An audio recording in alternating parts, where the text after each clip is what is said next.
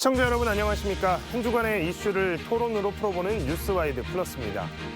총선 이후 정치권이 제각각 급박하게 돌아가고 있습니다. 더불어민주당은 총선 압승에 기세를 몰아서 최상병 특검법은 물론 대통령 거부권으로 폐기됐던 양곡법, 세월호 특별법 등 각종 쟁점 법안 처리 강행에 나섰습니다. 국민의힘은 총선 패배 수습 중인데 윤석열 대통령은 국무총리와 비서실장 등 참모 인선에 고심하고 있습니다. 뉴스와이드 플러스, 오늘은 목포시 국회의원 당선인인 더불어민주당 김원희 의원, 그리고 광주 북구갑 정준호 당선인과 함께 정치권의 상황을 짚어보겠습니다. 두 분 안녕하십니까? 네, 안녕하십니까. 반갑습니다. 자, 여당 참패, 야권 압승, 이렇게 제22대 총선이 마무리됐습니다. 총선이 끝나고 일주일 동안 정치권이 소용돌이 치고 있는데요. 지난 일주일 동안 어떤 일들이 있었는지 저희가 영상으로 한번 정리해봤습니다.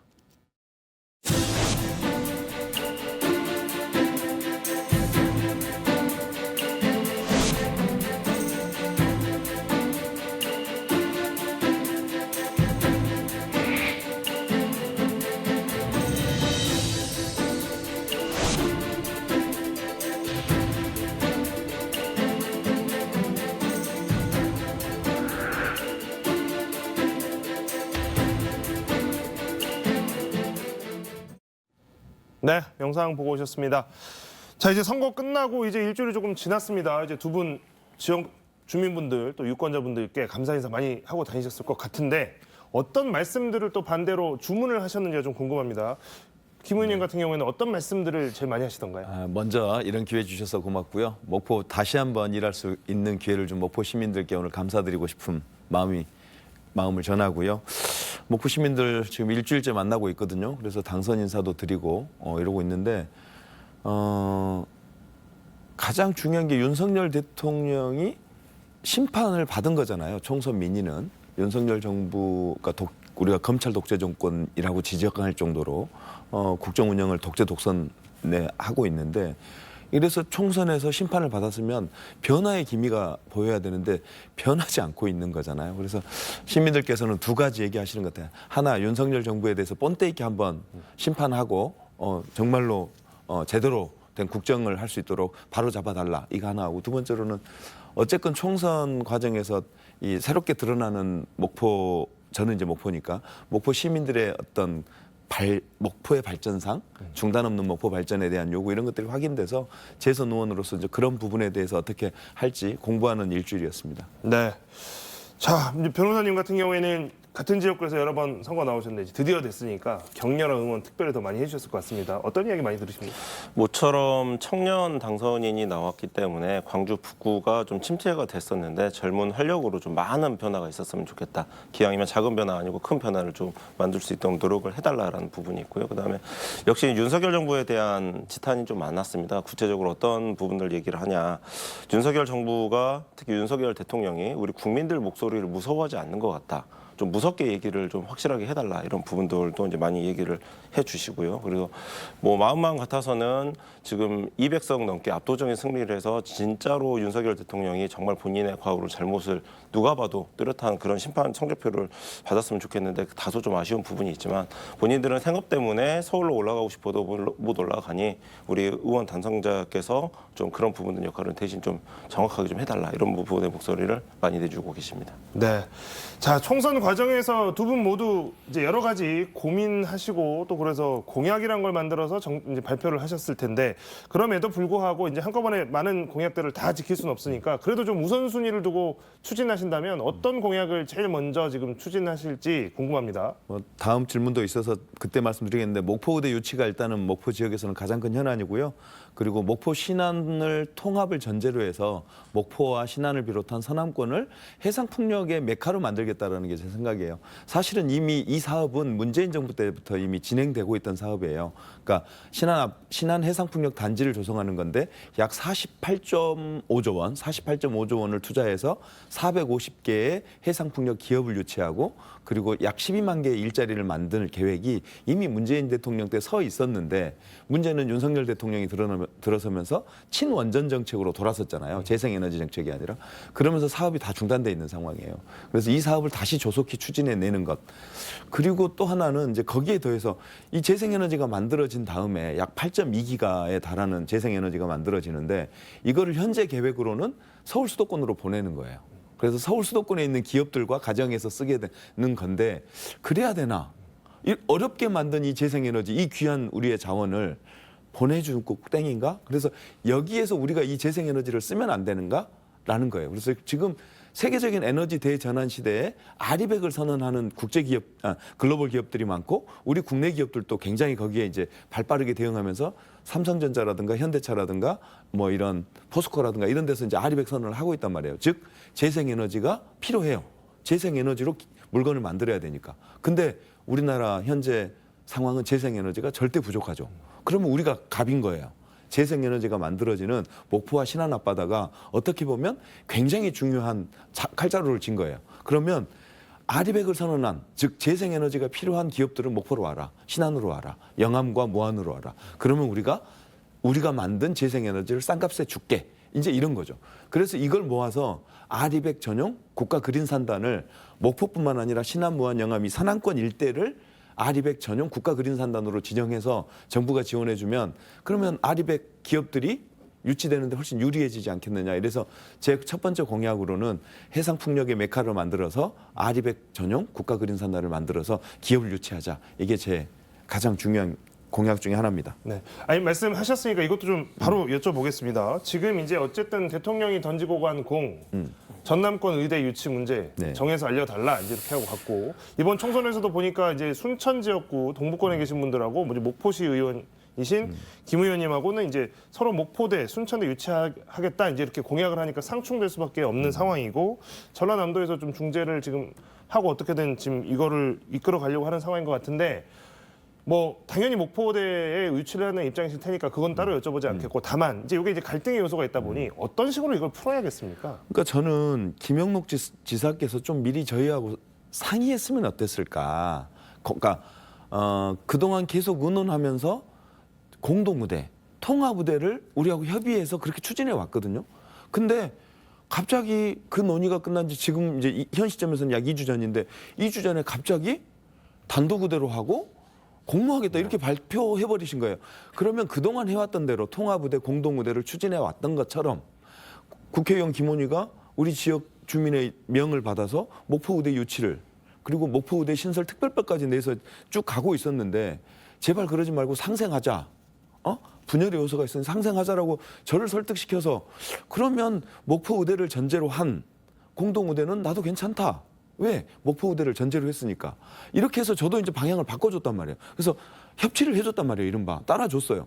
근데 갑자기 아무런 상의 없이 단독의대로 하고 공모하겠다 이래버리니까 너무 황당한 거죠. 지금 상황이. 그러니까 어떻게 보면 김영록 지사께서 자초한 측면이 있다. 이제 이런 측면이 드는데 저는 이 공모라고 하는 걸 밝히는 순간 공모는 뭐예요? 경쟁이잖아요. 경쟁은 과열되기 마련이고 이 과열된 경쟁이 결국 갈등으로 이어질 가능성이 커요. 그러면 공모라고 하는 걸 얘기하는 순간 이 상황은 예견돼 있었단 말이죠. 그러면 좀 아쉬워요. 좀 미리 상의했으면. 그리고 해법이 있습니다. 사실은. 이미 34년 전부터 목포는 목포의대 유치를 위해서 노력해왔어요. 목포 시민들은 정말 죽을 둥 살 둥해서 목포의대를 만들기 위해서 노력해왔어. 이거 목포 시민에 대한 보상이 있어야 되잖아요. 지금의 전남권 의대 신설론이 어디서 출발했냐고요. 목포 시민들의 희생과 헌신 노력이 있어서 지금의 논의가 가능한 거죠. 그럼 그걸 보상해 줘야죠. 전남지사는 거기에서 출발해야 돼요. 그래서 목포의대, 그러니까 현재 논의되고 있는 공공성이라고 하는 측면에서 공공의 목적에서 의대를 신설한다면 그동 가장 부합한 게 목포의대예요. 지정해 주고 근데 목포만 의대 신설하면 안 되잖아요. 그래서 동부권에는 지금 현재 여수를 중심으로 해서 전남대 병원 분원을 설치해달라는 요구를 우리 주철현 의원하고 조계원 의원이 하고 있단 말이에요. 그러면 거기는 목포에다가 전남권 의대를 신설해 주고 동부권은 전남대 병원 분원을 해주고 또 광양 쪽은 지금 산재가 많다고 주장하는 거잖아요. 그럼 산재 전문 병원을 만들어주면 되는 거예요. 이런 해법이 있으니까 지금이라도 빨리 정책 결정을 해서 우리 김영록 지사가 정책 결정을 한 다음에 그 해법을 가지고 설득해 들어가야 되지 공모하고 그 너네끼리 경쟁해봐 이렇게 던져주면 점점 갈등은 심해질 수밖에 없다 이런 생각입니다. 네.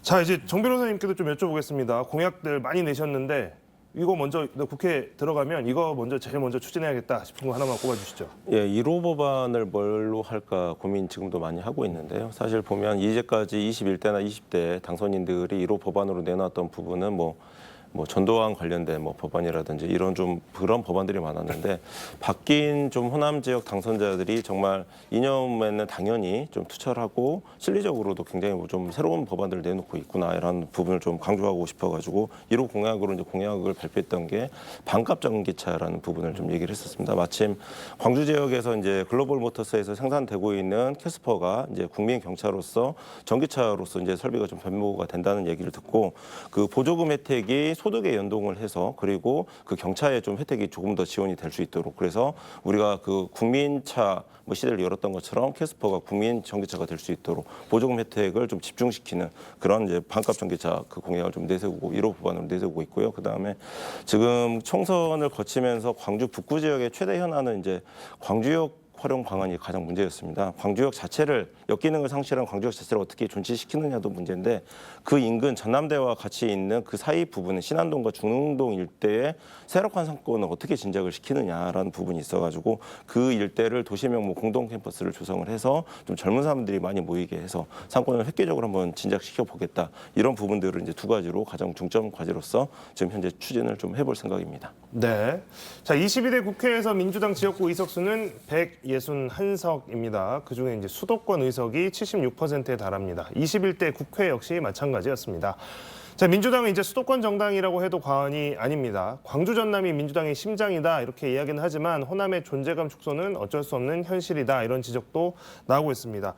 이제 변호사님 같은 경우에는 초선이시니까 특히나 광주는 지금 8개 의석 중에 7곳이 지금 초선 의원들로 꾸려지게 되다 보니 이게 목소리를 제대로 낼 수 있겠는가, 이쪽에서 하는 이야기들이 과연 민주당 중앙당 혹은 국회에서 잘 반영될 수 있겠는가 이런 우려가 실제로 있습니다. 이제 이런 부분에 대해서는 어떻게 생각을 하시는지 좀 듣고 싶습니다.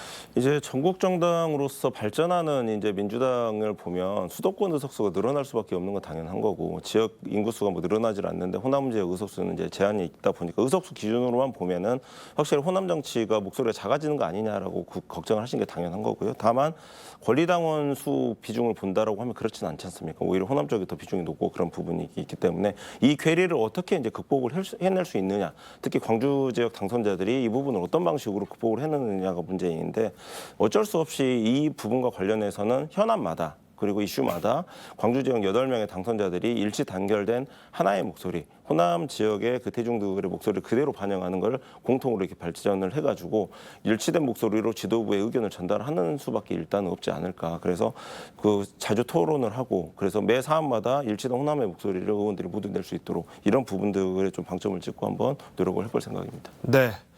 자, 총선이 끝난 여야의 상황을 살펴보겠습니다. 먼저 총선에서 압도적인 승리를 거둔 더불어민주당, 정부 여당의 특검법과 함께 양곡법 등 거부권 법안들 처리에 나섰습니다. 동시에 22대 국회 구성도 준비 중인데요. 자, 민주당은 총선 직후에 입법을 통한 정부 여당 압박에 나섰습니다. 21대 국회에서 최상병 특검법 통과를 추진하겠다고 밝혔고 다음 달 2일에는 본회의 의결을 예고했습니다. 대통령이 또다시 거부권을 쓸지 어쩔지 총선 이후에 처음으로 달라진 모습을 보일지 좀 궁금한 상황입니다.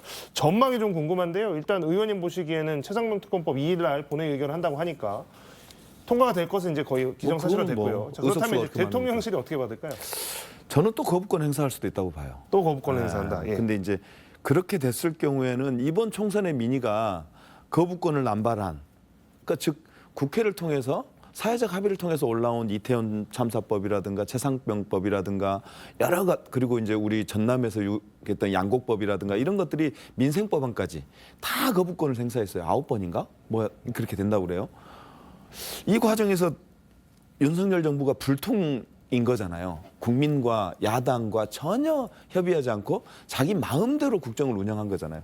그러면서 그 과정에서 제1야당 민주당 당대표에 대해서는 어마어마한 정치적 탄압을 가했잖아요. 이런 거에 대한 심판이란 말이죠. 그래서 이게 한 번 더 최상병 문제라든가 이런 게 이태원 참사법이라든가 세월호 참사법이라든가 이런 것들이 다시 거부권을 행사하게 되면 저는 국민들이 가만히 있을까?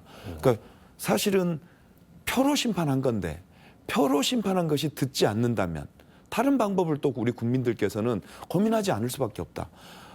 그래서 저는 지금이라도 윤석열 정부가 전향적으로 야당 당대표 빨리 얘기하고 야당의 요구가 합리적인 야당 요구는 수용하는 게 옳다. 이렇게 얘기를 하고 싶습니다. 자, 이제 정당선님께서 보시기에도 지금 예측은 같으신가요? 어떻게 보십니까? 지금 윤석열 대통령의 한계라고 하는 부분들이 이제 조금씩 나타나고 있는 건데요. 어쨌든 그 의원 생활을 안 하고 곧바로 국정 최고 책임자가 되다 보니까 의회와의 관계에 대한 이해도가 조금 사실 떨어지는 부분이 있는 것 같습니다. 그러다 보니까 거부권을 남발을 해도 당장 눈에 보이는 뭔가 현상이 일어나지 않고 정치적 책임을 사실 담보를 하고 행사를 하는 게 이제 거부권인데 거부권을 이미 여러 번 행사를 하면서 정치적 책임이 이제 쌓여 있는데 그게 눈에 보이지 않다 보니까 윤석열 대통령이 외면을 하고 있는 거죠. 근데 그 책임이 어디 가는 것도 아니고 그래서 이제 최상병 특검법 같은 경우에 있어서는 통과가 된다라고 하고 22대 원구성이 끝나고 나서 바로 들어갔으면은 뭐 전향적으로 거부권을 행사 안 하고 수용하는 그런 모습이 지금 나올 것 같지는 않습니다. 한 번 더 거부권을 행사를 했다가 이제 야권에서 어떻게 나오는지를 처리하는지를 보고 아마 그다음부터 좀 얘기를 할 것 같은데 그 개인적으로는 지금 그 후임 총리와 관련해서 박영선이라든지 좀 이렇게 야권 출신 인사들이 거론이 되고 있는 거를 보면 분명히 지금 용산에서는 지금 거부권 행사가 누적되는 그 부분에 대해서는 좀 부담감은 좀 느끼고는 있는 것 같습니다. 그래서 그런 부분들은 한번 좀 살펴볼 필요가 있습니다. 또 하나는 사실은 8석만 이쪽으로 넘어오면 제2권이 무력화되는 거잖아요. 그게 지금 안철수, 지금 현재 밝힌 게 조경태, 김재섭 이 3명의 당선자가 실제 자기는 최상병 특검법 보면 찬성하겠다고 밝히고 있어요. 그럼 이제 5명 남았거든요. 저는 무서울 것 같아요. 그래서 만약에 우리가 야당과 민주당과 그리고 여당의 일부 이탈표가 8명의 이탈표를 우리가 장악할 수 있으면 그러면 레임덕이 아니라 거의 뭐 윤석열이 사실상 실물 대통령이 돼버리는 거잖아요. 이런 국면을 우려할 것 같기는 해요. 네. 그래서 좀 더 이 민심을 살피는 대통령실 참모들의 역할이 중요한데 얘기한 대로 지금 박영선, 양정철 나온 건 저는 나쁘지 않다고 보거든요. 거국 내각으로 이어질 수도 있는 거잖아요. 이런 움직임이 사실은 거국 내각으로 이어질 수도 있는 건데 그래서 중립적인 내각을 만들어서 나머지 3년간 야당과 소통하는 그런 모습을 나는 참 좋겠다고 생각하는데 그럴 일은 별로 없지만 어쨌든 근데 그 둘이 그렇게 논의되고 있는데 그 과정에서 또 대통령실에 그 불협화음이 나온 거죠. 대변인실은 검토한 바 없다. 다른 관계자는 고위 관계자는 충분히 유력하게 검토했다. 이런 엇박자가 그게 이제 윤석열 대통령실의 현재 모습이란 말이죠. 그래서 저는 이런 그 야당의 현재 흔들리고 있는 모습과 그 대통령실의 어떤 이런 불협화음 이런 것 때문에 저는 잘하면 우리가 설득할 수 있을 거다. 제2권을 무력화시킬 수 있을 것 같다. 이런 생각도 잠깐 해보긴 합니다. 네. 자, 민주당은 오늘 윤 대통령이 거부권을 행사했던 양곡법과 세월호 특별법을 국회 본회의 직회부를 단독 의결했습니다. 정부의 추경 편성도 요구했는데요. 오늘 민주당 정책조정위원회에서 어떤 발언들 있었는지 살펴보고 이야기 이어가도록 하겠습니다. 저희들은 민생 법안들 처리하자고 지금 여당에 제안을 해놓고 있습니다. 그러나 지금까지 돌아온 답은 별 뜻이 없다는 것이었습니다. 우리 당 입장에서는 우리 당만이라도 할 수 있는 일들은 좀 하자라고 이야기가 되고 있고요. 그래서 오늘 농해수위에서 또 법사위에 가 있었던 여러 가지 법안들을 직회부하는 절차를 거쳤습니다. 낡은 낙수 효과에만 매달리지 말고 보다 이 경제 정책에 적극성을 갖고 임해야 될 때입니다. 정부는 이러한 일에 대해서 국회와 함께 지혜를 모아서 추경 편성에도 적극적인 의지를 보였으면 좋겠습니다. 네, 국회 본회의 직회부 의결을 하고 또 추경 편성까지 요구를 하고 지금 22대 국회가 시작이 된 게 아니고 지금 21대 국회가 아직 이제 40일 정도 남았는데 더불어민주당이 아주 단단히 각오를 하고 있는 것 같습니다. 굉장히 지금 뭐 국회 말미가 아니라 이거 뭐 거의 22대 국회 지금 시작된 것처럼 아주 드라이브를 강하게 걸고 있는 모습인데 민생 법안들 22대 국회까지 미루지 않겠다 이런 의지가 단호한 것 같습니다. 변호사님 어떻게 보십니까? 여러 두 가지 정도로 좀 얘기를 해볼 수 있을 것 같습니다. 지금 이재명 대표 체제에서 22대 개원을 한 달 정도 기다릴 필요 없이 바뀐 변화를 체감하도록 뭐 뉴스거리를 바꿔야 된다. 예를 들어서 이런 거죠. 국민이 지금 힘을 실어줬으니 당장 9시 뉴스 헤드라인부터 바꿔보겠다. 이런 좀 의지가 좀 있다라고 보여지고요. 그렇기 때문에 그 동력을 삼아서 22대에서도 뭐 입법 과정을 강하게 이제 들어내겠다는 부분이 좀 하나가 있는 거고, 그 다음에 지금 그 조국 혁신당이라든지 이제 야권의 지금 연합전선이 지금 사실 펼쳐져야 되는 부분들이 있는데 그 부분과 관련해서도 좀 어느 정도 그 22대 국회 개헌을 기다리지 않고 민주당 주도의 뭔가 이슈 세팅을 하는 그런 좀 숨겨져 있는 의도도 좀 나오지 않을까 좀 조심스럽게 생각을 해보고 있습니다. 의원님께서는 지금 이제 21대 국회에서도 현역 의원이시니까 지금 이제 이런 아주 막 바쁘게 흘러가는 이런 움직임들에 대해서 실제 이제 그 안에서 내부에 계신 분인데 어떤 메시지라고 보면 될까요? 저는 그러니까 개혁 입법을 22대 우리가 21대 초반에 약 180석을 갖고도 별다른 성과를 못 낸 우리 경험을 갖고 있는 거잖아요. 우리는 이제 그 경험을 가지고 이제 22대를 출발하는데 그때보다 조국 개혁당 혁신당 조국 혁신당까지 포함하면 의석수는 더 많아요. 그래서 정광석과 같은 22대 국회를 주도하기 위해서 지금 밑밥을 까는 듯한 느낌이에요. 21대 마지막에 예를 들어서 우리가 이제 개혁 입법을 냈단 말이에요. 세월호 특검법이라든가 양곡법이라든가 이걸 냈는데 또 거부권을 행사했을 경우에 이 에너지가 축적이 되겠죠. 22대 국회 때. 그러면 명분이 되겠죠. 그게 국민적 명분이. 여전히 총선 민의에도 불구하고 정신을 못 차리고 있는 윤석열 정부, 국민과의 소통, 국민의 명령을 거부하고 있는 윤석열 정부를 이제 초반부터 22대 국회 초반부터 몰아쳐야 될 텐데 그것에 대한 민심의 어떤 이 에너지를 모아가고 있는 과정이라는 생각이 얼핏 들었고요, 보면서. 그래서 정광석과 같이 22대 국회가 개원하면 개혁 입법부터 시작해서 검찰 개혁, 그다음에 언론 관련한 법들, 그다음에 이런 그 개혁 입법들을 그리고 여러 특검법, 뭐 최상병, 이태원, 그다음에 김건희 여사 관련한 건 뭐 이런 것들을 정광석 특화처럼 밀어붙이면 저는 굉장한 탄력을 받을 거다. 그래서 정광석 특화처럼 해야 된다. 이런 생각이 들어요. 네. 자, 범야권이 192석입니다. 제22대 국회 역시 이제 여소야대가 됐습니다. 벌써부터 이제 상임위원장직을 놓고 개원을 하게 되면 어떻게 구성을 할 거냐, 이제 이게 신경전인데요. 기억하시겠지만 21대 국회 때 이 상임위원장을 놓고 의회 뭐 이제 그 야당이 여소야대였지만 야당이 이제 처음에는 상임위원장직을 다 가져가는 것처럼 이제 있었다가 그때 이제 여당이었죠. 그리고 이제 민주당이 그랬다가 이제 나중에 뭐 법사위원장 같은 경우에는 결국에 이제 양보를 했고 이제 여러 가지 좀 이슈들이 있었습니다. 그런데 이번 선거가 끝나자마자 이번 상임위원회는 민주당이 다 가져가야 된다라는 발언부터 법사위 운영이 무조건 가져가겠다 뭐 이런 이야기도 지금 나오고 있는 상황인데 원 구성 협상 어떻게 될지 이제 많이 궁금한 상황입니다. 변호사님 보시기에 원 구성은 어떻게 되는 것이 국민들이 원하는 방향이다 이렇게 보십니까? 법사위를 놓고 먼저 말씀을 좀 드리면 사실상 지금 이게 이미 한 차례 반복되는 이제 논쟁이 곧 나올 건데 그 논리는 반복이 되겠지만 국민 여론은 그렇지 않을 것이다. 그러니까 여권이건 야권이건 똑같은 얘기를 반복을 하면서 뭐 그 여소야대 전국에서는 여당이 법사위를 가져가는 게 맞다라든지 이런 논리가 반복되지만 국민 여론은 분명히 야권이 힘을 실어주는 여론이 나올 거라고 저는 확신을 합니다. 왜냐하면 이미 법사위가 상원 역할을 하고 있다라는 걸 지금 4년 동안 지켜본 지금 국민들이기 때문에 그 법사위원 자리를 가지고서 수많은 법안들이 폐기되는 경우를 봤기 때문에 이번에는 그런 부분들을 이제 용납하지는 않을 것이다. 그래서 여론의 추이를 살펴보면서 원구성 협상을 하게 되면은 법사위원장을 비롯해가지고 좀 국민들이 원하는 상임위원들을 좀 민주당에서 대거 좀 가져오는 그런 역할을 당연히 좀 해야 되는 게 여론에 부합하는 길이다. 지금 그렇게 생각을 하고 있습니다. 의원님 21대 국회에서 이제 법사위원장을 이제 국민의힘이 맡게 된 이후에 좀 실제로 답답함을 좀 많이 느끼셨거나 이게 그렇죠. 이대로 가도 되는가 이런 의심도 좀 많이 드셨을 것 같아요. 아니, 가장 제가 이제 보건복지인데 간호법이 굉장히 중요한 개혁 입법이에요. 근데 가서 2년 동안 아무것도 안 하고 법사위에 묶여 있어요. 정말 진짜 정말 미쳐요.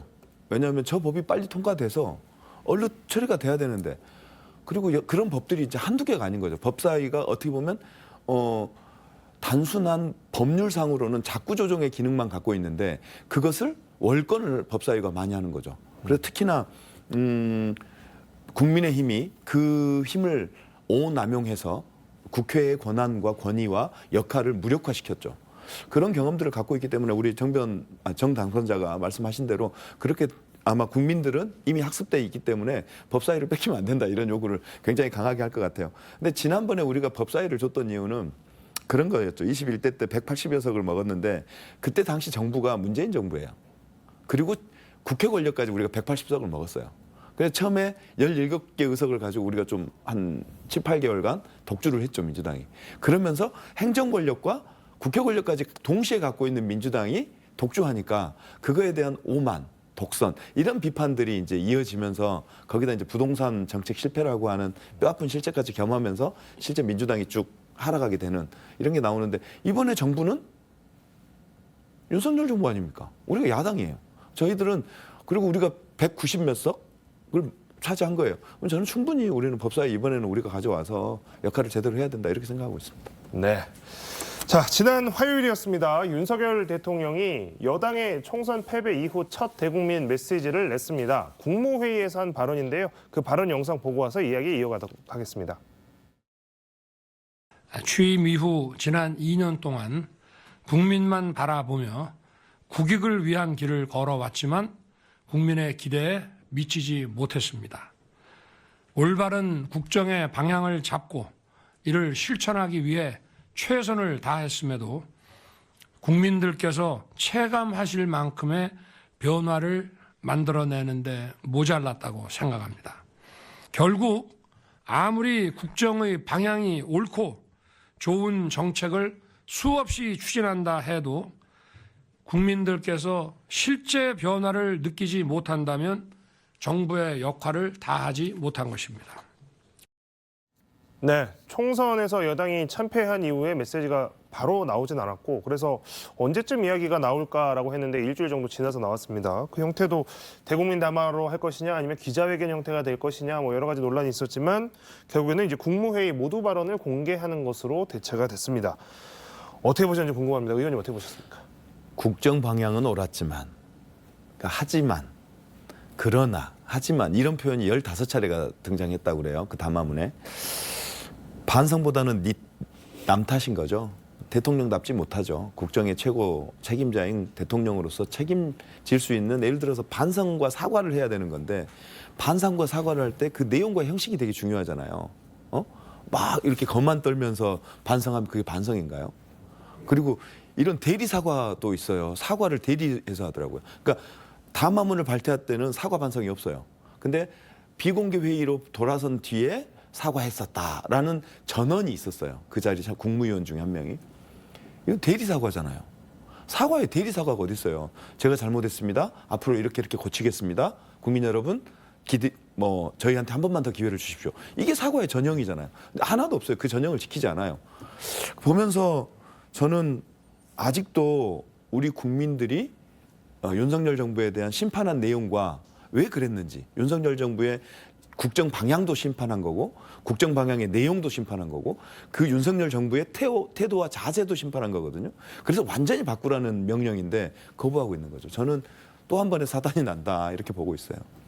자, 정 변호사님은 어느 부분이 좀 가장 인상적으로 보셨습니까? 원고만 이제 바라보고 지금 얘기를 한 거잖아요. 보면은 왜 진솔한 반성이나 사과를 듣고 싶으면 눈을 좀 마주치면서 얘기를 하라라고 하는데 국민의 눈을 바라보지 못하고 그냥 원고만 그냥 바라보기 급급한 그런 모습이 나왔는데 윤석열 대통령에게 뭐 조언을 좀 해보자고 하면 그렇게 지금 뭐 발표하는 거나 이런 부분들이 본인들이 이제까지 해왔던 그 고집이라든지 이런 부분이 좀 부담이 된다고 하면 일단 무슨 말을이라도 한번 들어봤으면 좋겠습니다. 현장으로 좀 가셔가지고 상인들 얘기도 좀 들어보고 그러고 나서 오면은 뭔가 좀 바뀐 부분이 좀 있을 건데 그럴까 싶은 부분도 과연 저희는 좀 우려가 좀 되고 있습니다. 네. 자, 상황이 이렇다 보니까 야권에서는 일제히 이 메시지에 대해서 비판을 했습니다. 대통령의 대국민 메시지에 대한 민주당의 논평이 있었는데요. 어떤 말이 나왔을지 보고 오겠습니다. 오늘 윤석열 대통령의 대국민 메시지는 조금이라도 국정의 변화를 기대했던 국민을 철저히 외면했습니다. 윤석열 대통령은 국무회의 모두 발언에서 불통의 국정 운영에 대한 반성 대신 방향은 옳았는데 실적이 좋지 않았다는 변명만 늘어놓았습니다. 네, 민주당에 이어서 조국혁신당도 총선 민심을 받들어서 국정 운영 방향이 대폭 쇄신하기를 기대했는데 혹시나 했는데 역시나 이렇게 혹평했습니다. 이제 앞서 이제 말씀을 해주셨지만 이게 이제 국정 방향은 옳았다라고 하는 것을 끝까지 놓치지 않았다는 점. 이제 이 부분에 있어서 야권은 도저히 이걸 긍정적으로 평가할 수 없었던 것 같고요. 그다음에 또 아까 이제 의원님 말씀해 주셨지만 비공개로 뭐 사과는 했다라는 말들이 나중에 나온 점도 국민들 보기에는 좀 성에 안 차는 굉장히 좀 비정상적인 사과였던 것 같습니다. 자, 대통령실에서 이제 인적 쇄신 이야기하고 있는데 그 이야기를 좀 해봤으면 좋겠습니다. 대통령실에서 총선 직후에 인적 쇄신을 천명했습니다. 사의를 표명한 것은 국무총리, 또 대통령 비서실장 이렇게 두 사람이 지금 사의를 표명한 상태고 그러다 보니까 일단 후임 민선을 해야 하는데 이 후임 민선을 가지고도 뭔가 좀 가닥이 잡히는 것 같지는 않고 이야기들이 계속 흘러나오면서 뭔가 좀 누군가가 지금 간을 보고 있는 게 아닌가 좀 이런 의혹도 낳고 있습니다. 친윤 인사들에 이어서 친문 핵심 인사들까지 하마평에 오르내리고 있는데 인물난 아니냐. 결국 이제 믿을 만한 사람을 못 구한 거 아니냐라는 비판도 나오고 있습니다. 대통령실의 구인난 상황에 결국 총리가 유임될 것이다라는 전망까지 나오고 있는데 변호사님 그 인선 문제 이거 오래 걸릴 것 같기도 한데 어떻게 보시나요? 굉장히 오래 걸릴 거라고 생각을 하고요. 준비 부족이 우선 먼저 첫 번째입니다.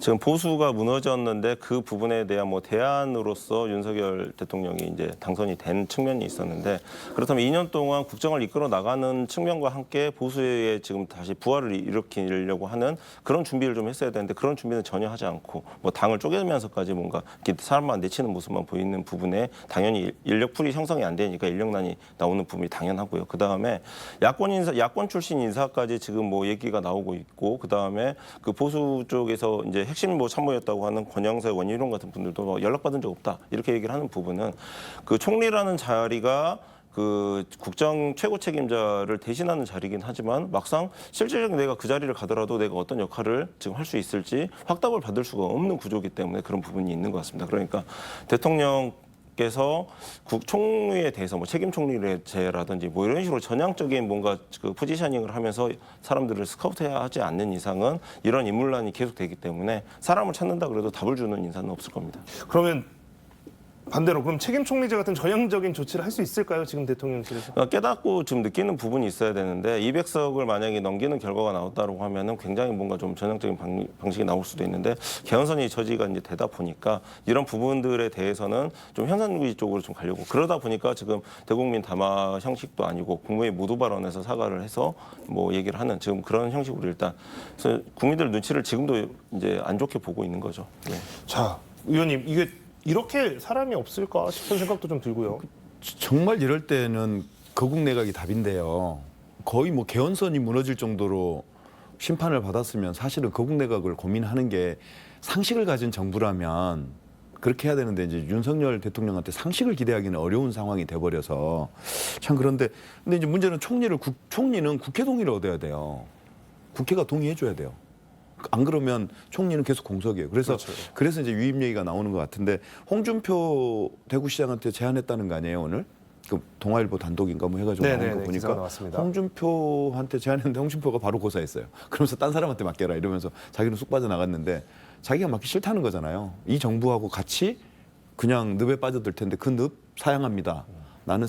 그리고 이제 그러니까 사람이 이제 이렇게 변화되는 전국에는 대통령이 먼저 최고 책임자가 죄송합니다. 잘못했습니다.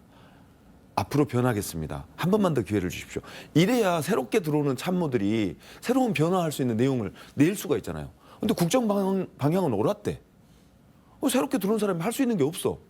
그러면 국정 방향은 옳았으니까 그 방향은 유지해야 돼. 그러면 그 방향을 해결해 줘야 되는데 새로운 참모들이 불가능해요. 그러니까 고소하는 거죠. 그러니까 인물난이 빠지는 거고. 그래서 총리는 그대로 가지 않을까 이런 생각이 툭 들었는데 어쨌든 대통령이 먼저 변화해야 새로운 사람을 얻을 수 있어요. 그러니까 사람 꼬실 때 그러잖아요. 야, 내가 잘못했어. 내가 이렇게 할 테니까 네가 책임지고 해줘. 그래야 그 사람이 알았습니다. 그럼 저한테 책임을 맡겨주시면 제가 분골쇄신 한번 해보겠습니다. 이러는데 방향은 옳았었는데 나를 도왔던 애들이 일을 못해서 그래. 국민들이 잘 몰라서 그래. 나를 못 알아두네. 이런 대통령한테 누가 같이 일하고 싶겠냐고요. 걱정돼 죽겠습니다. 네. 자, 총선 참패 수습 중인 이제 여당 이야기를 좀 해보겠습니다. 여당은 결국 다시 비대위 체제를 결정했습니다. 뭐 참패 이후에 뭐 예상됐던 수순이기도 하고요. 윤석열 정부에서만 주호영, 정진석, 한동훈 비대위에 이어서 네 번째 비대위가 이제 앞두고 있습니다. 자, 비대위가 꾸려지면 어쨌든 이제 전당대회 전까지 가교 역할을 하게 될 텐데 이게 지금 상황이 녹록지 않은 상황에서 비대위가 어느 정도의 실권, 그다음에 어느 정도 실제 영향력을 가진 비대위가 나올지도 관심사고, 그다음에 이 비대위가 어디까지 권한을 가지고 대통령실을 만날 수 있을지, 대통령실과 관계 설정이 어떻게 될지도 궁금하고 지금 궁금한 게 굉장히 많습니다. 변호사님 보시기에는 이제 네 번째 비대위 만든다고 하는데 이 비대위는 어떤 성격으로 될까요? 네 번째 비대위인데 윤석열 정부 출범 이후에 이제 나왔던 비대위들은 소위 말하면 다 관리형 비대위였습니다. 뭔가 체제를 개선하는 비대위가 지금 아니었기 때문에 계속되는 관리. 그럼 그 관리형 비대위원장은 계속해서 이제 힘이 빠질 수밖에 없는 부분이요. 그 전임 비대위원장 힘이 강한 비대위원장은 나올 수가 없는 구조입니다. 이미 총선까지 지금 다 끝나고 이미 한동훈 카드까지 사용을 해버렸기 때문에 비대위원장 자체를 맡으려고 한 사람이 없을 거라고 저는 단언을 하고요. 프로야구 팀 같은 경우에 있어서도 시즌 성적이 안 좋을 거라고 생각을 하면 시즌 중간에도 시즌 포기를 하고 곧바로 리빌딩 작업에 들어가면서 유망주부터 이렇게 타선에 배출을 하는 그런 모습을 좀 보여주는데 진짜로 지금 총리도 인선이 난망하고 그렇다고 하면은 차라리 그 연립정부나 연정을 이제 추구를 하면서 대신에 이제 보수 체질 개선을 하는 그런 작업을 좀 해야 되는데 지금 대통령 모습으로서는 그런 체질 개선이라든지 이런 부분은 그 결심을 할 리가 만무하다고 보기 때문에 비대위원장 자체도 구하는데 굉장히 오래 걸릴 것이다. 이렇게 전망을 해보겠습니다. 자, 이제 총리도 유임설이 나오고 비대위원장도 구하기 힘든 상황에서 그러니까 또 나온 게 바로 이제 윤재욱 원내대표의 비대위원장설이 또 유력하게 떠오르는 것 같습니다. 어떻게 보십니까? 그러니까 지금까지 그 비대위 했던 주호영, 정진석, 한동훈 보면 다 윤심을 따랐던 사람들이잖아요. 예를 들어 이준석 쫓아내는데 앞장섰고 정진석은 그다음에 나경원 쫓아내는데 앞장서고 그리고 나서 김건희 여사에 대한 특검법을 막아서기가 그리고 마지막에 지난번에 한동훈 비대위원장이 들어와가지고 김경률하고 같이 한번 그 김건희 여사 뭐죠? 디올백인가요? 그 명품백 사건 터졌을 때 이제 책임져 줘야 된다 대통령실이 이렇게 하니까 한동훈 날아갈 뻔했잖아요. 이런 상황에서 국민의힘에서 전향적으로 하려면 이 윤심을 끊어내야 가능하거든요. 그게 비대위든 아니면은 무슨 당대표건 뭐든 간에 윤석열 대통령과의 관계를 끊어내면서 민심을 제대로 전달하고 그 민심에 따라야 국힘이 살 수 있어요. 근데 지금 대통령은 그럴 생각이 없어요. 이러면 국힘은 국민의힘이 내릴 수 있는 결정은 윤석열과 단절하는 거예요. 그래서 예를 들어 출당시켜버리거나 탈당하라고 요구하거나 저는 그런 게 나올 거라고 보거든요. 아마 전당대회가 열리면서 여러 후보 중에 여러 명이 아마 윤석열 대통령은 탈당하라 이런 요구가 나올 것 같아요. 당연하게도. 그러면 지금이라도 국민의힘에서 그 윤석열 대통령과 관계를 개선하고 끊어내려면 그래서 국민의힘이 독자적으로 서서 국민들 앞에 독립적인 자신의 발언을 국민들에게 우리는 국민의힘은 이렇게 반성했고 이렇게 한번 나가볼랍니다. 다시 한번 힘을 주십시오. 이렇게 하려면 첫 번째 그 실험대가 아마 최상병 특검법일 거예요. 그때 국민의힘이 반성했다면 민심에 귀를 기울인다면 아마 이 최상병 특검법에 찬성해야 되거든요. 그게 아마 시험될 것 같고 그게 어떤 형식이든 간에 국민의힘이 윤석열과 결별해서 홀로서기를 해야만 이건 가능한 체제다. 안 그러면 비대위고 뭐고 백약이 무효다. 이렇게 보고 있습니다. 자, 변호사님 어떻게 보십니까? 결국 이제 그러면 그동안 이제 비대위는 지금까지의 비대위는 어쨌든 사실상 대통령이 낙점한 대통령의 윤심이 가장 잘 반영된 형태로 비대위가 구성이 되어 왔는데 이번에도 역시 윤심에 의한 비대위가 구성이 될 건지 아니면 비대위 구성에서부터 그걸 거스르는 어떤 좀 드라마틱한 반전이 좀 있을 수 있을지 그 가능성에 대해서는 어떻게 보십니까? 저는 제 생각으로는 당연히 윤심에 따르는 비대위가 구성이 될 거라고 봅니다. 왜냐 아까 우리 김원희 의원께서 초반에 말씀하신 게 있는데 8석의 이탈표만 있으면 재위권이 무력화가 되거든요. 그러면 이탈표라는 걸 계산할 수밖에 없습니다. 근데 윤석열 대통령 입장에서 아까 뭐 안철수 조경태 말씀하셨지만 지금 사실 냉정하게 표 계산이 안 되는 지금 여건이 형성이 돼 버렸습니다. 표 계산도 안 돼서 통해서 국정 최고 책임자가 어떤 뭔가 그 거부권이라든지 권한을 행사했을 때 그 돌아오는 후폭풍을 예측할 수가 없는데 그러면은 불안함이 나오면은 당연히 비대위원장을 본인 복심을 따르는 사람을 선택을 하지 뭔가 체질 개선을 해가지고 그런 식으로 이탈표 변수를 늘리는 그 타이밍을 지금 잡을 때가 아니기 때문에 제 생각엔 분명히 윤석열 대통령은 본인의 뜻을 충실하게 따라서 이탈표를 막는 그런 비대위원장을 선택을 할 겁니다. 네. 자, 일단 뭐 윤심이 이번 지금 상황에서는 현실적으로 비대위 상황에서는 이제 윤심을 극복하는 어떤 반전이 나오기 힘들다라는 데 이제 같이 이야기를 해주셨고요. 자, 이번 총선에서 이제 좀 돌풍을 일으켰던 조국혁신당 이야기로 넘어가 보도록 하겠습니다. 조국혁신당 말 그대로 돌풍이었습니다. 무려 뭐 23%의 지지율을 전국 지지율을 얻었고 특히 호남 지역에서는 민주당이 주도했던 더불어민주연합보다도 더 높은 지지를 받기도 했습니다. 정권 심판에 대한 선명성을 아주 무기로 내세웠다. 그래서 이제 돌풍이 주요했다. 이 전략이 주요했다. 이런 평가를 받고 있고요. 비례 12석 확보했는데 원내 3당이 됐습니다. 조국혁신당이. 그래서 의정활동 어떻게 할 거냐. 이 사람들이 이제 돌풍을 일으켰고 뭔가 시원한 곳을 긁어줬고 선명해 보여서 이제 찍어는 줬는데 사실 거기는 이제 정치로 보면 국회에서는 초보일 수밖에 없는 정당이고 3당이지만 그래서 이 의정활동에 대한 전망이 사실 굉장히 다양하게 나오고 있습니다. 의원님께서는 이 조국혁신당의 의정활동 어떻게 예측을 해보시겠습니까? 그 앵커께서 말씀하신 대로 광주가 47%인가 그렇고 전남이 43%인가 뭐 그 정도 조국 신당이 얻었어요. 그러니까 지민 비조라는 말이 생길 정도로 지역구는 민주당, 비례는 조국 신당 뭐 이렇게 이제 해서 이런 결과가 나왔는데 결국은 조국 신당은 독자적인 그 12석으로는 뭘 하기는 어려운 상황이잖아요. 근데 그게 민주당과 협업을 하게 되면 어마어마한 시너지 효과를 내죠. 190몇 석이 되니까. 저는 그런 측면에서 저는 민주당과 힘을 합쳐서 여러 가지 서로 그러니까 개혁 경쟁을 좀 하지 않을까? 우리가 또 조국혁신당한테 우리 둘 다 민주당이지만 밀리면 안 되잖아요. 그러면 예를 들어서 검찰개혁 문제라든가 언론개혁 문제라든가 혹은 여러 특검법 문제 이런 문제에 대해서는 서로 협업이 충분히 가능하고 거기에 이제 뭔가 더해서 민주당한테 요구할 수 있겠죠. 우리가 너네한테 힘을 보탤 테니 이런 거는 너네가 우리 요구를 받아줘. 그럼 이제 좀 더 선명한 그런 게 뭘지는 저도 잘 모르겠는데 그런 걸 고민하지 않을까 이런 생각이 듭니다. 12석 뭐 사실 이게 뭐 엄청나게 큰 변화를 국회에서 당장 이끌어낼 수 있는 수치는 절대 아니니까요. 하지만 그럼에도 불구하고 어떤 식의 어떤 방향으로 나아갈 것이다라고 하는 건 좀 예측을 해볼 수 있을 것 같은데 변호사님 어떻게 보십니까? 이번 총선의 특징이 좀 몇 가지가 있는데요. 제3지대 수요는 높았습니다. 근데 그 수요를 다들 흡수를 못했어요. 그리고 진보당과 정의당이 사실은 몰락이라는 표현이 나올 정도로 좀 참패를 한 부분이 있죠. 근데 그 수요를 대대적으로 흡수를 한 게 이제 조국혁신당이거든요. 그래서 전남대 박구영 교수가 이제 모 방송에 이런 표현을 하던데 적대적 경쟁 관계보다 협조적 경쟁 관계를 포션을 취한 조국혁신당에 표를 준 거다. 경쟁 관계도 국민들이 보기에 같은 야권 내부에서도 민주당과 그 적대적으로 경쟁하는 관계보다 협조적인 경쟁 관계를 하려고 하니까 거기에 표를 준 거다는 부분이 있는데 이 부분에 답이 좀 있다고 봅니다. 그래서 12석을 가지고 있지만은 민주당과 협조적인 경쟁 관계를 구축을 하는 의정 활동을 한다라고 하면은 조국혁신당의 목소리가 조금 더 커질 것이고 그렇지 않고 뭔가 민주당과의 차별성만을 뚜렷하게 얘기를 하면서 적대적인 전선, 야권 내부에서 전선을 형성을 한다라고 하면은 국민들 평가가 곧바로 좀 바뀔 여력이 있다. 저는 이렇게 좀 진단을 해보고 싶습니다. 협조적 경쟁 관계라는 표현을 해주셨습니다.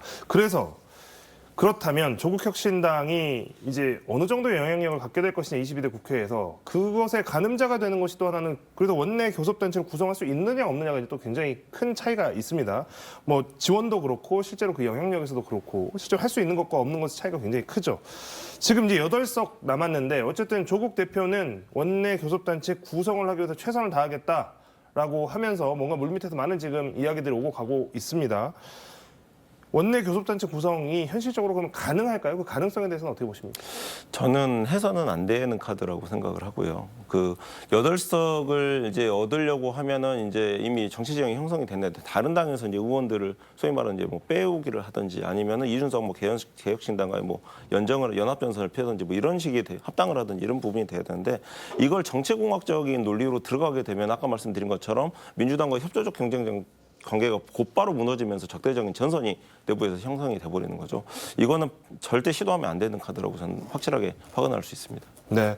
자, 일단 시도했을 때는 뭔가 얻는 것보다 잃는 게 더 많을 거다라고 이제 진단을 해주셨고, 의원님 근데 이제 원내 교섭단체가 되는 것과 안 되는 것의 차이가 사실 크다 보니까 그게 아주 유혹이 크지 않습니까? 그리고 이제 뭐 새미래의 김종민 의원 같은 경우에는 지금 또 뭔가 지금 좀 어떻게 행보가 좀 불분명한 상황이고 이렇게 하다 보면 좀 모을 수도 있을 것 같은데 의원님은 어떻게 보십니까? 우리 정당 선자가 말씀하시는 게 정답인 것 같아요. 지금 상황에서는. 그러니까 조국 혁신당이 해야 될 것은 교섭단체가 됐냐 마냐가 아니라 자기가 왜 탄생했는지, 국민들이 무엇을 바라고 조국 혁신당에 표를 모아줬는지에 집중하는 게 옳다. 그러면 선명한 개혁 경쟁이라든가 이런 내용으로 민주당을 리드해가는 게 중요하지.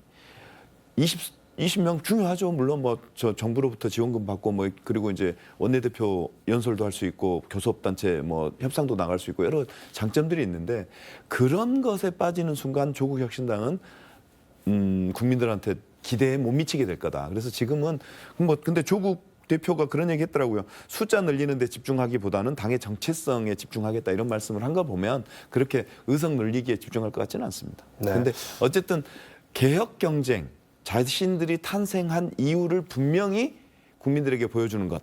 그게 저는 조국 혁신당의 경쟁력이라고 봅니다. 네. 오히려 이런 부분에서 접근해 볼 수는 있겠죠. 이제 민주당 같은 경우에 있어서는 이제 뭐 170석이 넘는 이제 의석수가 있는데 조국 혁신당은 12석 정도만 있기 때문에 의사결정이라든지 이슈 선점 능력이 빠를 수는 있거든요. 그래서 뭐 현안이 있을 때마다 곧바로 조국 혁신당은 조금 더 강경한 목소리, 선명한 목소리를 곧바로 내면서 민주당에 따라오게 만든다고 하면은 교섭단체를 구성하지 않더라도 야권의 전국 주도권은 어느 정도 확보할 수가 있는 부분이 있거든요. 이런 기술적인 부분을 고민을 해야 되는 데입니다. 네. 자, 제22대 국회 범야권 192석의 여소야대 상황이 이어지게 됐습니다. 변화 없는 대통령 그리고 범야권 21대 국회와 마찬가지로 꽉 막힌 정국이 반복될지 않을까 우려하는 목소리가 벌써부터 많은데요. 자, 그럼 이제 이 관계를 어떻게 풀어가야 되느냐. 지금 이제 저희가 이야기를 쭉 했지만 대통령은 변화가 없고 변화하라는 명령이 이번 총선의 결과로 나타났는데 대통령은 변화 의지가 없어 보이고 그런 상황에서 그러면 또 이게 정치적인 타협이나 이런 것 없이 3년을 그냥 가야 되느냐 아니면 뭔가 수를 내야 되느냐 지금 이 갈림길인데요. 이 정국 어떻게 풀어나가야 될까요? 정 변호사님 어떻게 보십니까? 어떤 언론을 보니까 이제 원희룡 전 장관에게 비서실장 제의를 한 게 아니라 정무수석 제의를 했다라는 보도가 있었어요. 이게 좀 많은 걸 함축하는 의미인 것 같습니다. 윤석열 대통령 입장에서는 총리나 비서실장보다는 정말 대야 관계를 좀 풀 수 있는 카드가 한 명 있었으면 싶어 하는 거죠. 그게 이제 정무수석 자리고 그 자리가 마땅하지 않다고 하다 보니까 지금 박영선 전 장관 같은 야권 출신 인사까지 총리로 검토하는 부분이 있는 걸 보면 분명히 지금 그 용산 대통령실에서는 그 거대 야당에 대해서 어떤 관계 설정을 할지 이 관계를 푸는 역할을 누구한테 해결사 역할을 맡길지를 이제 고민하는 부분이 있는데 이 부분 답을 찾지 못한다라고 하면은 대치 정국이 계속이 될 것이고 그렇지 않다라고 하면은 국정 그 주도권을 좀 놓지 않는 상황에서 해결사가 그때그때 막힌 소통을 좀 뚫어주는 그러면서 근근히 이어가는 뭔가 형국이 좀 이어질 것이고 두 가지 중에 하나가 아닐까 생각을 해봅니다. 의원님은 이거 어떻게 풀어야 되겠습니까? 저는 그러니까 변화 요구를 거부했을 때 사실은 국민들이 가만 계실까요? 그러니까 합법적으로 표로 심판한 건데 우리 국민들이 갖고 있는 힘으로 합법적 힘으로 이렇게 행사했는데 계속 윤석열 대통령이 반성하지 아니하고 자기 어떤 귀 닫고 눈 가리고 이렇게 계속 자기 멋대로 한다라고 하면 좀 더 저는 국민들이 다른 방식의 회초리를 드실 것 같아요. 네. 예를 들어 뭐 직접적인 그러니까 국민들이 저는 나설 것 같아요. 그리고 그게 이제 우리가 국민들이 경험이 이미 있잖아요. 그렇게 귀 닫고 눈 막은 불통 정부에 대해서 독재 정권에 대해서 사실 무너뜨린 경험을 우리가 갖고 있단 말이에요. 그래서 저는 그런 걸 윤석열 정부한테 정말 간곡히 부탁하는데 국민 무서워할 줄 알아야 돼요. 그랬으면 좋겠고 또 하나는 이번 총선 메뉴 중에 하나가 정말 먹고 살기 힘들다는 거거든요. 사실 코로나19 이후에 다른 세계적인 흐름은 경제 흐름은 우상향이거든요. 조금씩 나아지고 있고 이번에 뭐 기사 봤더니 중국이 5점 몇 %로 최근에 가장 높은 경제 성장률을 보였어요. 다른 나라들은 그렇게 성장하고 있는데 우리 대한민국은 지금 거의 성장이 정체돼 있잖아요. 고금리 고물가 때문에 정말 죽기 직전까지 와 있는 거잖아요. 그럼 민생을 기반으로 해서 좀 설득했으면 좋겠고 그래서 저는 이재명 당대표가 좀 빨리 윤석열을 만나서 그렇게 국민 민생부터 좀 처리할 수 있는 건 처리하자, 국회에서.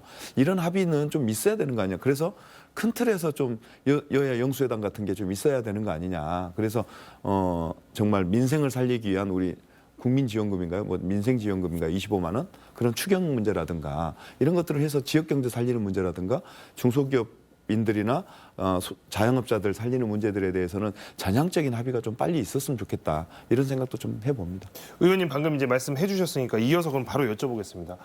만날까요? 그래서 이재명 대표를 윤석열 대통령? 저는 만나야 된다고 보죠. 만나야 된다고 보는데 만날까는 퀘스천이죠. 걱정이죠. 그래서. 자, 또 같은 질문 한번 드려보겠습니다. 변호사님, 이게 이제 만나야 된다는 당위인 것 같고, 이거는 뭐 어느 국민도, 심지어 이제 대통령실이나 국민의힘을 지지하는 국민들도 다수는 좀 만나길 바라지 않을까 싶은 생각이 드는데, 근데 실제로 만날까는 정말 모르겠습니다. 변호사님 어떻게 생각하세요? 뭐 상대당이긴 하지만 김재섭 당선자도 당의 문제라고 이제 얘기를 표현을 그렇게 했는데 이건 만나야 됩니다. 왜 그러냐면 아까도 말씀드린 것처럼 총리, 비대위원장 뭐 인선까지 다 난방을 겪고 있는 부분이 아까 정무수석 제가 얘기도 했지만은 결국에는 윤석열 대통령이 남한테 미루고 있는 거거든요. 근데 영수회담 정도는 최소한의 그 의무상이라고 생각해서 본인이 직접 역할을 해가지고 이재명 대표도 만나고 또 다른 뭐 야권 대표들도 만나가지고 얘기를 한번 들어보고 차라리 거기서 총리 인선에 대해서도 한번 의견 들어본다고 하면은 거기에 대해서 뭐 야권 대표들이 뭐라고 하겠습니까? 알아서 하란 말은 못 할 거예요. 그러면 통합형 내각을 좀 뿌려보자. 뭐 국민들에게 좀 그 체감이 되는 그런 연정을 한번 해보자 이런 얘기가 나올 수 있는데 그러면서 실마리가 풀릴 수도 있는 거거든요. 그러니까 본인이 혼자서 지금 답을 못 찾고 있다라고 하면은 영수회담이라도 하면서 그 상대방 얘기라도 들어보면 오히려 거기서 답이 나올 수 있다. 그러니까 무조건 만나야 된다. 윤석열 대통령이 절대 손해볼 게 없는 회담이다. 이렇게 한번 얘기를 해보고 싶습니다. 네. 자, 이제 22대 국회 개원하려면 한 달 좀 넘게 남았습니다. 이제 22대 국회 입성을 하게 되시는 두 분께 마지막으로 짧게 22대 국회에 임하는 각오 한마디씩 들어보도록 하겠습니다. 변호사님 먼저 말씀해 주시죠. 그 호남의 좀 큰 목소리를 지금 많이 요구를 하시는데요. 실제로 다른 당선자분들과 그 연합하고 토론해가지고 호남의 일치된 목소리를 키워보겠습니다. 한번 지켜봐 주십시오. 네. 자, 의원님도 끝으로 말씀해 주십시오. 다시 한번 일할 기회를 주신 모포 시민들께 다시 한번 감사드리고요. 최선을 다해서 열심히 일하고 최고의 성과를 내겠습니다. 고맙습니다. 네. 자, 오늘 토론은 여기서 마무리하겠습니다. 21대 국회의 임기 만료일이 40여일 앞으로 다가왔습니다. 여야 정쟁으로 역대 최악의 국회라는 오명을 쓴 21대 국회가 과연 뒤늦게라도 유종의 미를 거둘 수 있을지도 시선이 집중됩니다. 다가오는 22대 국회 개원에 국민들이 희망을 볼 수 있는 마무리 기대해 보겠습니다. 시청해주신 여러분 고맙습니다. 두 분도 수고하셨습니다.